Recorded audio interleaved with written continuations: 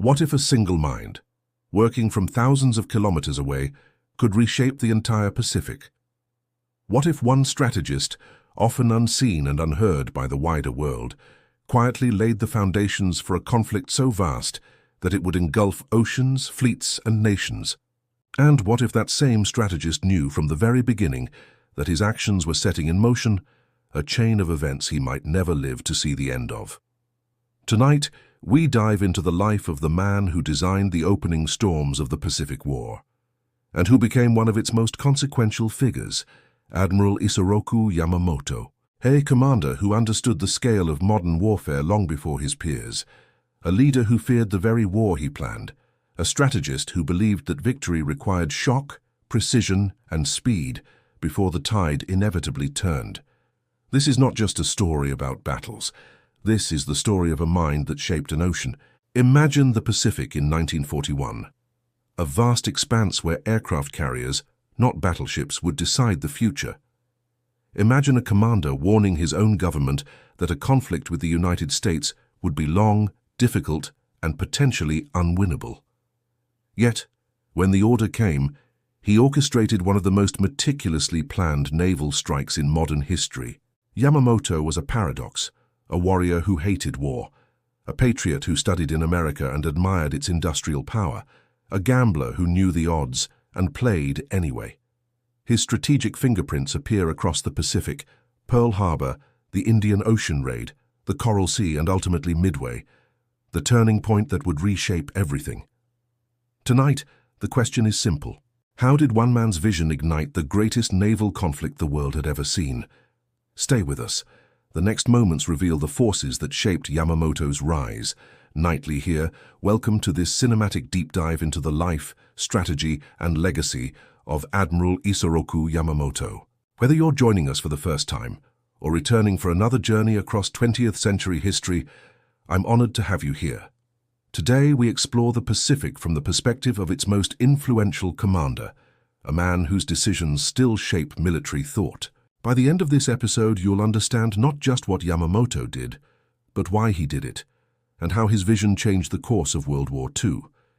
If you're ready to navigate the rise of carrier warfare, the gamble of surprise attacks, and the bitter clash of grand strategies, then settle in. This story begins on the edge of a world about to unravel.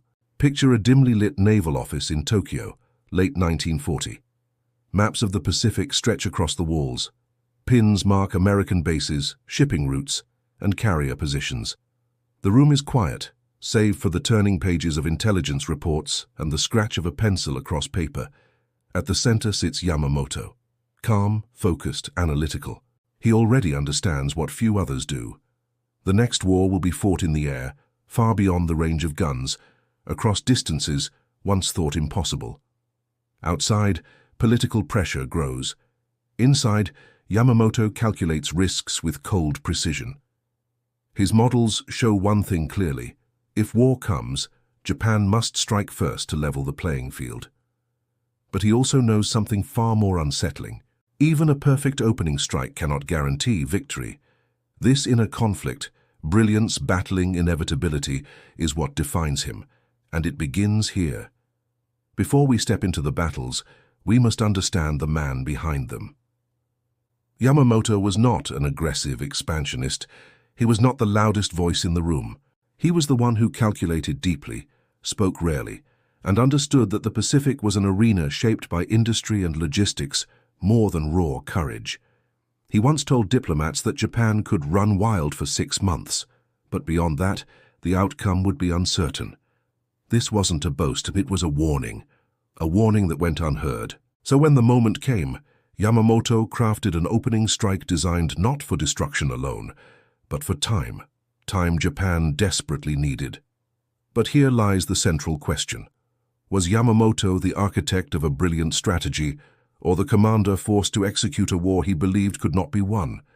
Tonight we peel back the layers, decision by decision, battle by battle. The Pacific War did not erupt suddenly. It simmered through decades of rising tension, economic pressure, territorial disputes, and competing visions for Asia's future. By 1941, the stage was set, and Yamamoto stood at the center of a strategic crossroads, unlike any other in modern history. But to understand his decisions, we must understand the world around him, the expanding Japanese navy, the tightening American embargo, the shadow of European conflict, and the growing belief that a decisive blow could reshape the balance of power. This is where our journey truly begins, in the global storm gathering around Yamamoto long before the first carrier launched its aircraft. Because before the battles, before the turning points, before the final flight that ended his life, there was a world racing toward collision, and now we step into that world. To understand Yamamoto's decisions, we first need to understand the world that shaped them. By the 1930s, the Pacific was no longer a quiet ocean. Japan had industrialized rapidly and sought resources to sustain its growing economy. The United States, meanwhile, viewed the Pacific as essential to its security and to the stability of global trade. Two nations, two ambitions, one ocean. Frictions intensified as Japan expanded into Manchuria, then deeper into China, leading to widespread concern among Western powers. Diplomatic cables turned colder. Naval budgets increased. The Pacific became a chessboard, one where every island, strait, and shipping lane mattered. Yamamoto stood in the middle of this geopolitical storm. A naval officer trained in modern strategy, he saw very clearly that the gap between American and Japanese industrial capacity was widening each year. If war erupted, Japan would need an early advantage simply to survive the opening rounds. Japan lacked oil, rubber, and many industrial materials essential for modern warfare. The United States, Britain, and the Dutch East Indies possessed the resources Japan depended on. As Japan pushed further into Southeast Asia and China, sanctions tightened.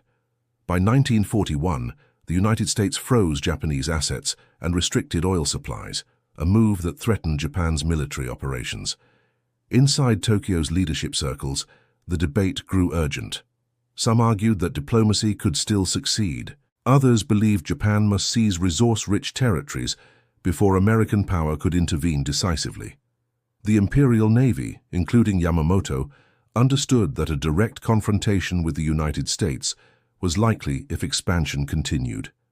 This placed Yamamoto in a conflicted position. He opposed widening the war, but he also believed that if conflict became unavoidable, Japan must strike first, fast, and decisively. A long war favored American industry. A short war demanded boldness. The stakes were growing impossible to ignore. In the early 20th century, Japan saw its navy as the symbol of national pride and strategic strength. Victories in the Russo-Japanese War had elevated Japan to the status of a major naval power. By 1941, the Imperial Japanese Navy was highly trained, ambitious, and built around a doctrine of decisive battle. Yamamoto, however, saw that the world had changed. The supremacy of battleships was fading.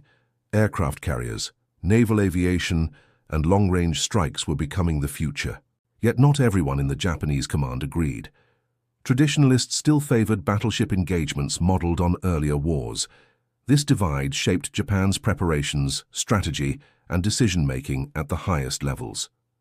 Against this backdrop, Yamamoto pushed for innovative approaches, knowing that clinging to outdated doctrines would leave Japan dangerously exposed. Across the Pacific, the United States monitored Japan's actions with increasing concern.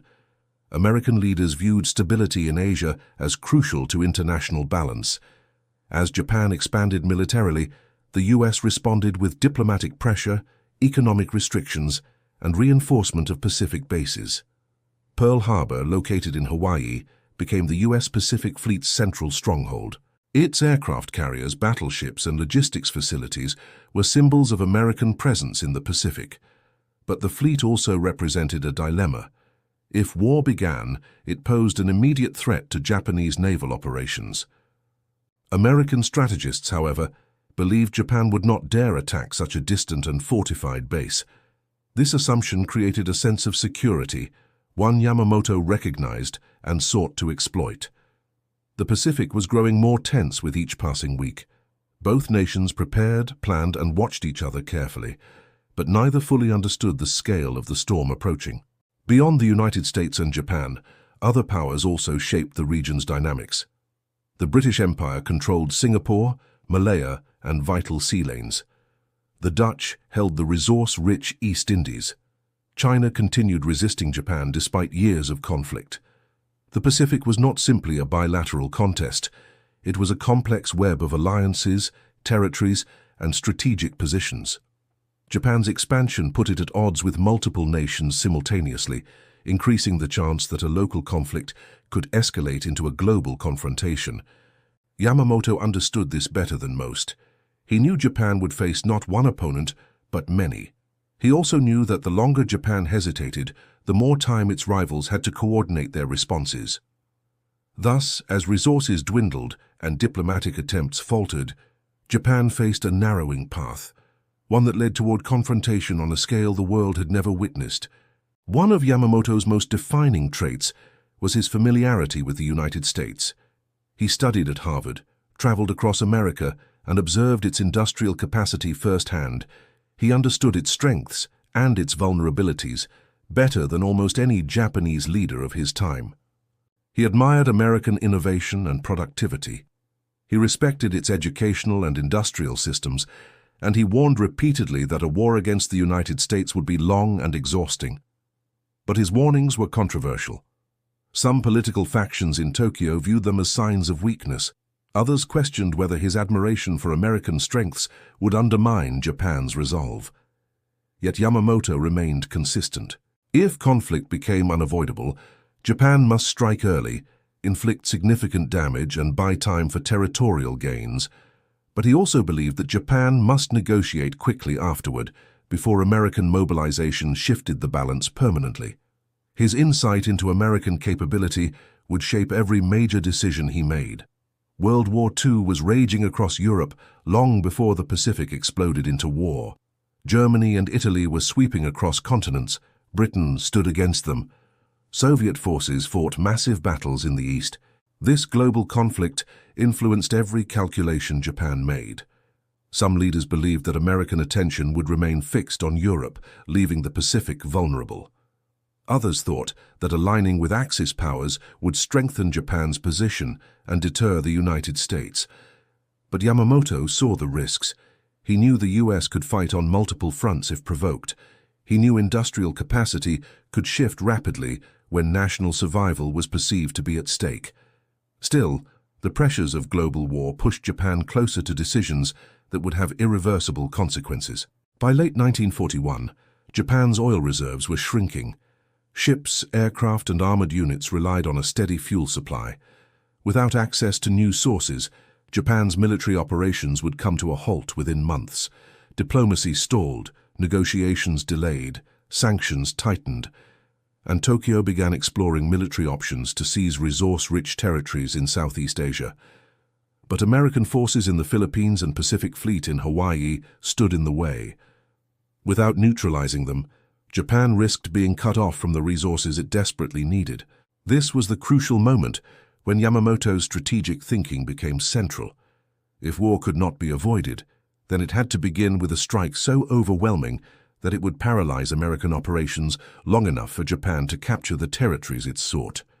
The stage was set. The outcome would reshape the Pacific, and Yamamoto knew it. Meetings in Tokyo grew more urgent. Reports from diplomats and intelligence officers warned that time was running out. The Imperial Japanese Navy prepared contingency plans while political leaders debated the nation's future. Yamamoto recognized that Japan now stood at a crossroads: yield to American demands or accept the likelihood of war. Neither option was desirable, but one was becoming impossible to avoid. He believed that Japan must avoid underestimating the United States, a mistake he had seen others make repeatedly. But he also understood that once war began, Japan had only a short window to achieve its goals before American industry fully mobilized. Every calculation, every warning, and every decision now pointed toward an approaching conflict. The Pacific, vast, quiet, and deceptively peaceful, was about to ignite.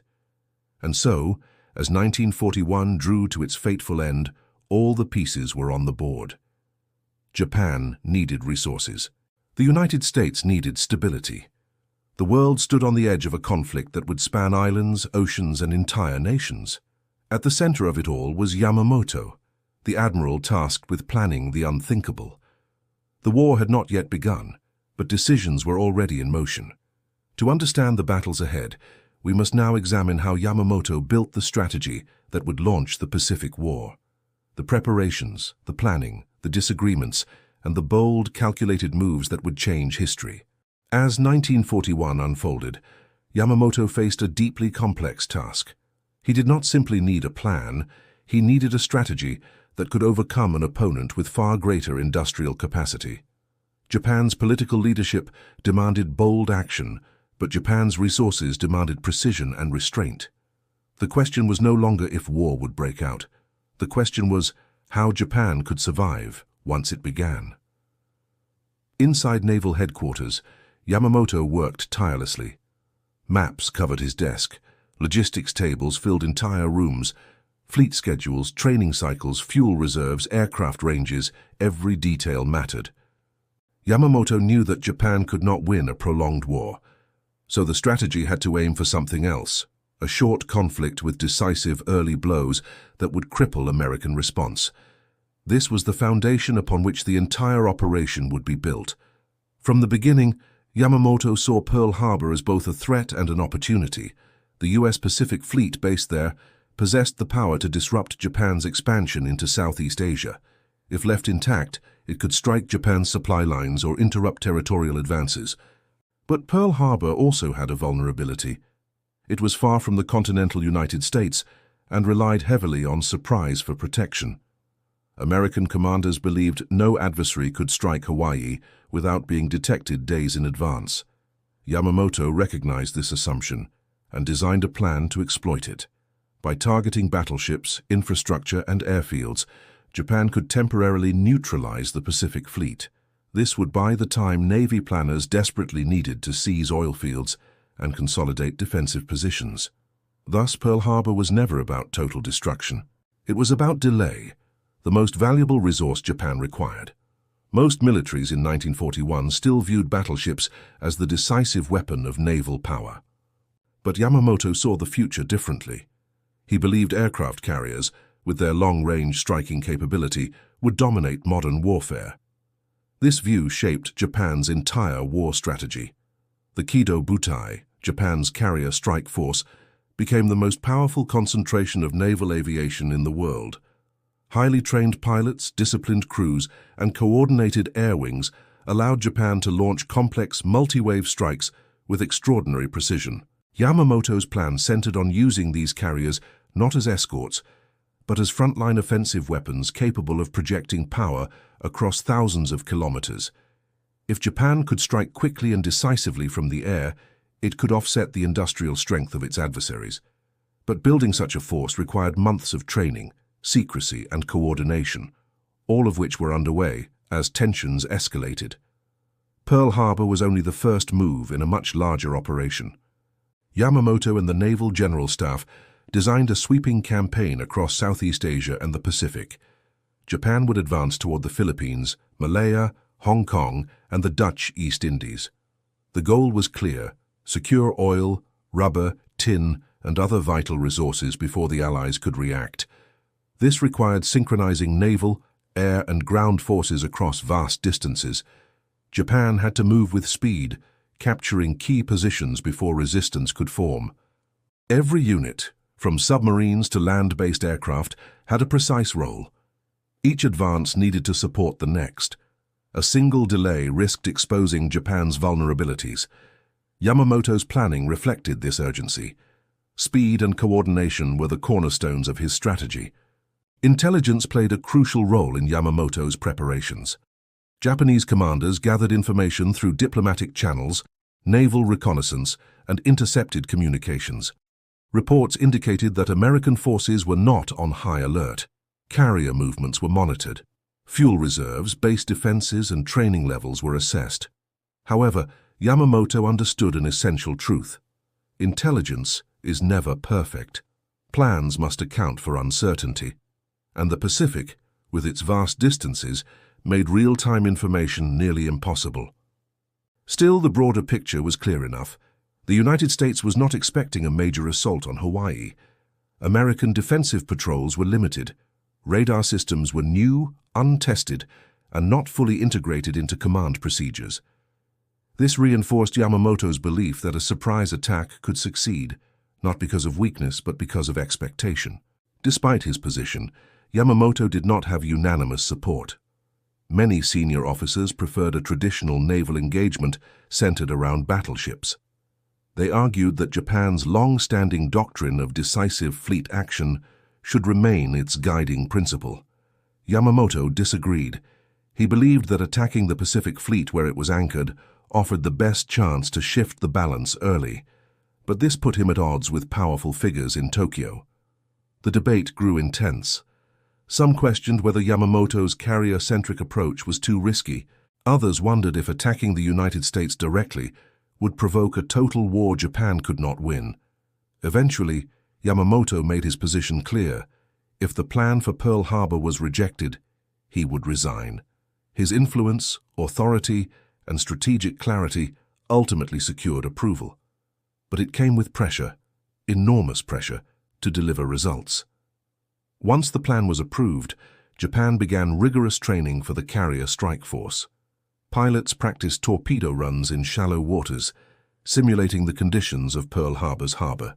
Bombardiers refined dive angles and release timings. Carrier crews rehearsed rapid aircraft launches and coordinated strike sequences. Every maneuver was practiced repeatedly until execution became instinct. Pilots were taught to fly low, avoid detection, and strike with precision. The objective was simple. When the moment came, there would be no hesitation, no confusion, and no wasted movement. Japan's naval aviators would need to deliver one of the most complex operations ever attempted. The training left no room for error. Planning a long-range carrier strike required overcoming significant logistical obstacles. Japan needed to assemble 6 carriers, dozens of escort ships, submarines, fuel ships, and supply vessels, all without attracting attention. The strike force had to cross thousands of kilometers of open ocean. It had to maintain radio silence. It had to avoid shipping lanes and aerial patrols, and it had to launch its aircraft from a position far north of Hawaii, where weather was unpredictable.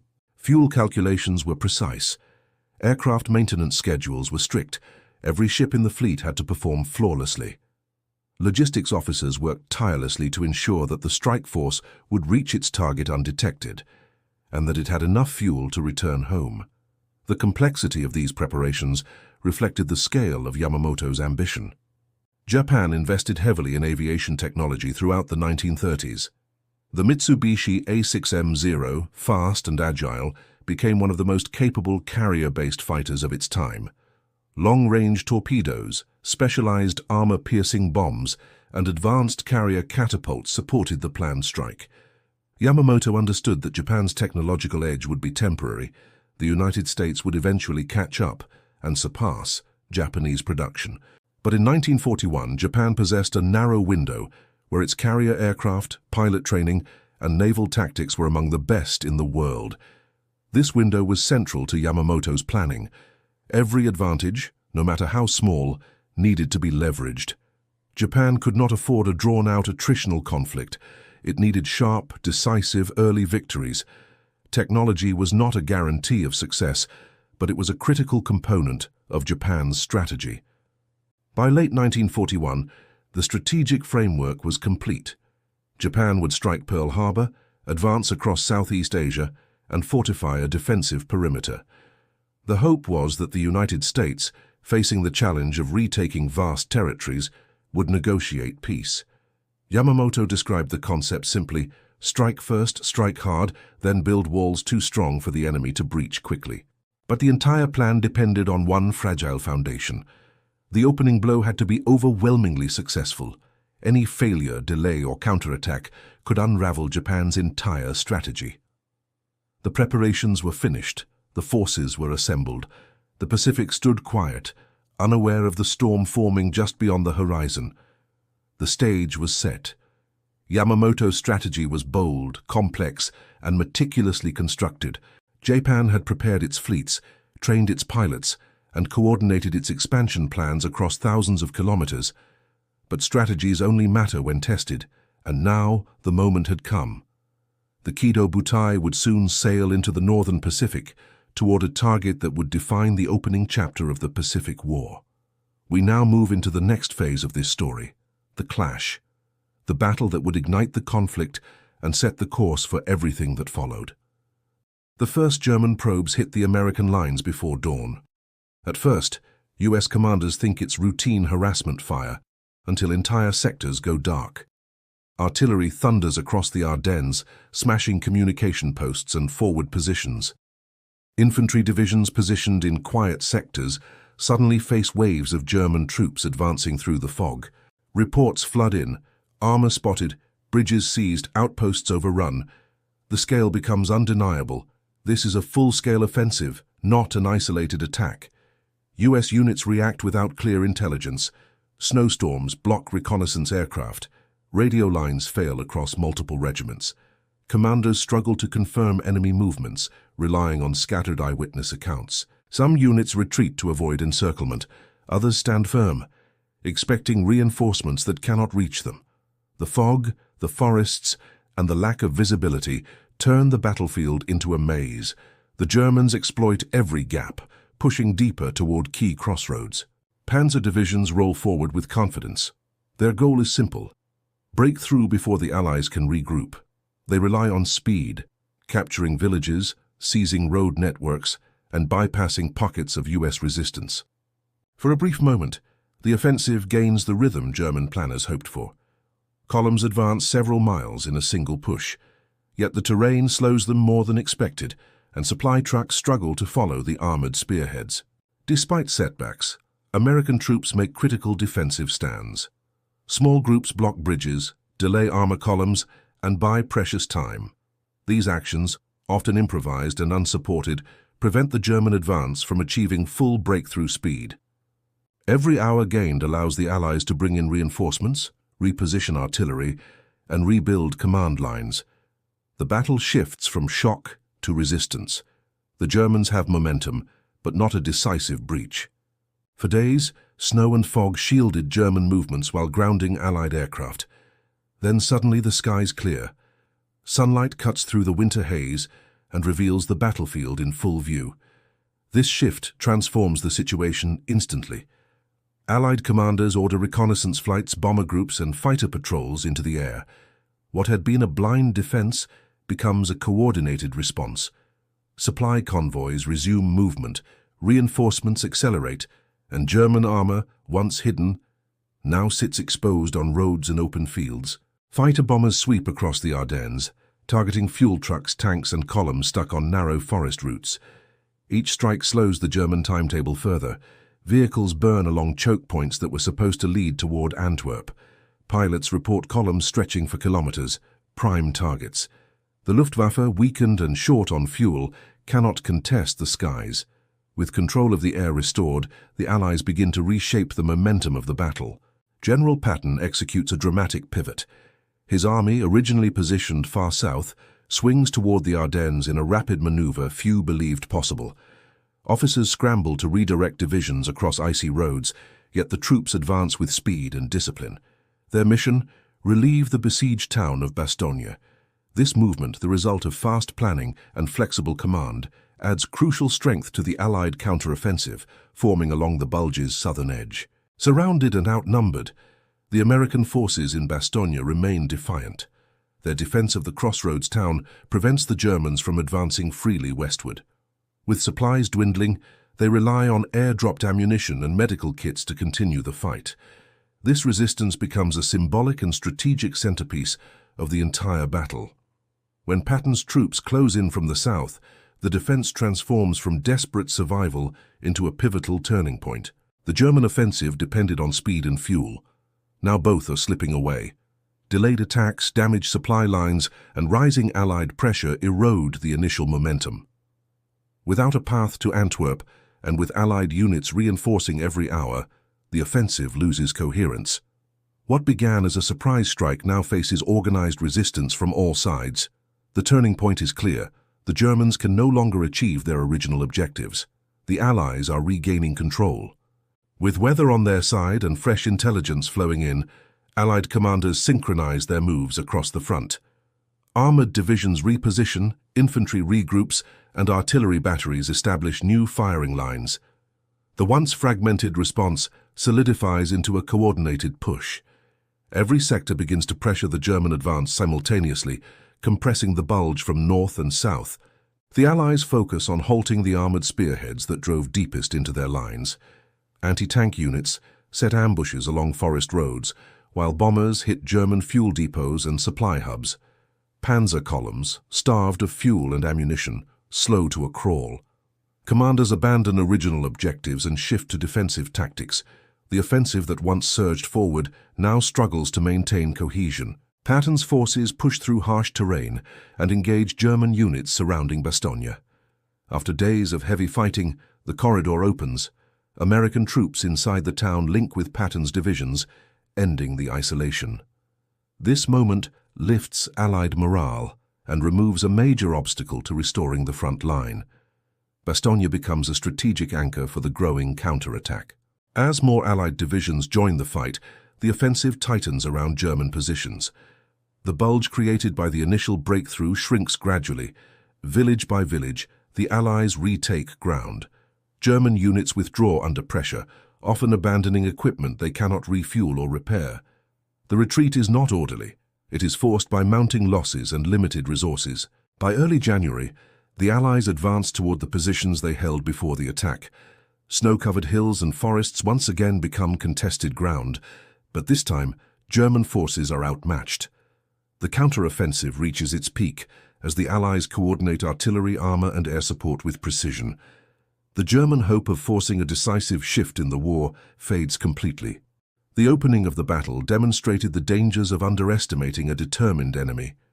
Despite clear signs of German regrouping, the Ardennes remained lightly defended.